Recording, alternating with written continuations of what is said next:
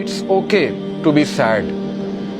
ہر انسان کی زندگی میں کچھ نہ کچھ ایسا ہے کہ اسے غم آئیں گے, اور یہ اللہ نے لائف کی نیچر بھی یہی بتائی کہ الذی خلق الموت والحیات لیبلوکم ایکم احسن عملا, کہ میں دیکھوں گا تم میں سے بہترین عمل والا کون ہے. کہ یہ اندھیرا بھی چھا جاتا ہے اور وہ پورا کا پورا چھا جاتا ہے, لیکن کبھی بھی اندھیرا پورا کا پورا نہیں رہتا ہے. صبح ہوتی ہی ہوتی ہے, کبھی بھی سچویشن سیم نہیں رہتی.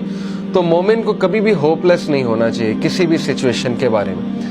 ہوپ ہی ایک ایسی چیز ہے نا جو انسان کو زندہ رکھتی ہے. تو اللہ تعالیٰ ہوپ دلا رہا ہے. یہ اللہ کے الفاظ ہیں, یہ کسی انسان کے الفاظ نہیں ہیں کہ اللہ تجھے نہیں چھوڑ سکتا, نہ اللہ تجھ سے ہیٹڈ کرتا ہے.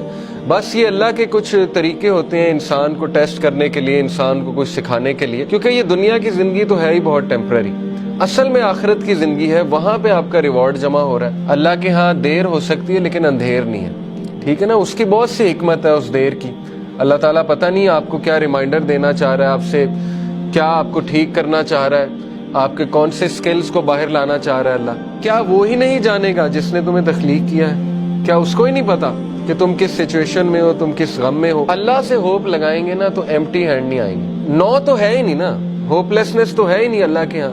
اس لیے یہ شیطان ہوپ لیس کرتا ہے بندے کو آ کے کہ جی تجھے تو یہ ملا ہی نہیں, پتہ نہیں اس کے بدلے اللہ نے کیا دینا ہے. تیرا رب تجھے اتنا دینے والا ہے انقریب کہ تو راضی ہو جائے گا. جو بندہ خود پین میں ہوتا ہے نا وہ پھر دوسروں کی بڑی زبردست مدد کرتا ہے. تو غم کو بری بات نہیں ہے, ٹھیک ہے نا. غم کو سزا نہ سمجھے. غم جو ہے یہ تو روحانیت کی سیڑھی ہے. اس روحانیت کی سیڑھی پہ چڑھ کے انسان کا جو ہے وہ دل نرم ہوتا ہے, پھر وہ دوسروں کا غم فیل کرتا ہے اور پھر وہ دوسروں کے لیے کچھ کرتا ہے. دیکھیں نا, جن سے اللہ ناراض ہوتا ہے ان کو تو یہ سائن ہی نہیں ملتے, وہ تو فل مزے میں ہوتے ہیں. ان کو نہ کوئی مصیبت آتی, نہ کوئی پرابلم آتی. جیسے اللہ کے نبی صلی اللہ علیہ وسلم کو اللہ نے کہا کہ ان کا جو مزہ ہے, ان کا کھانا پینا, ان کی عیاشی آپ کو دھوکے میں نہ ڈالے.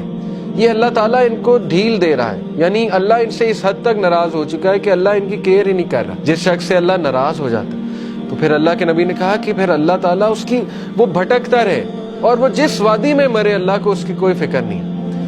یہ ہے اصل میں وہ شخص بدبخت. اور یہ کون ہے؟ وَلَا تَكُونُوا كَالَّذِينَ نَسُوا اللَّهَ فَأَنسَاهُمْ أَنفُسَهُمْ. کیا تو نے دیکھا اس کو جو اللہ کو بھول گیا تو پھر اللہ نے اس کو اس کا آپ بھلا دیا. اولئک هم الفاسقون, یہی تو فاسق ہے. تو اس لیے یہ مت سوچے کہ اللہ نے آپ کو بھلا دیا. اگر اللہ کسی کو ناپسند کرتا ہے تو اپنے قریب کیوں لائے گا؟ مجھے یہ بتائیں, ٹھیک ہے نا. ایک بندہ کہیں اور جا سکتا ہے, کلاس میں آ گیا, دین کا لیکچر سننے آ گیا, کیا یہ نشانی نہیں ہے کہ اللہ اس سے راضی ہے؟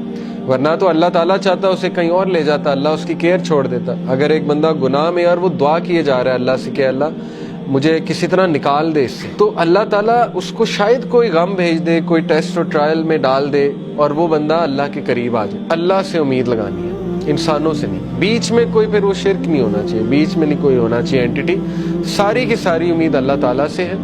پھر آپ دیکھیں اللہ تعالیٰ جلد آپ کو ایسی چیز دے دے گا کہ آپ کا غم اللہ ہلکا کر دے گا.